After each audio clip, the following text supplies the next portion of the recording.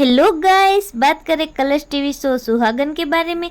तो दोस्तों, स्टोर वाले ने स्वरा पर चोरी का इल्ज़ाम लगाया है और तभी वहां पर वेदांत आ जाता है और स्वरा इमोशनल हो जाती है और वेदांत के गले लग जाती है और वेदांत स्वरा को कह देता है कि अब तुम चिंता मत करो, मैं आ गया हूँ, तुम्हें कुछ नहीं होने दूंगा। और स्वरा से वेदांत पूछता है कि क्या हुआ है।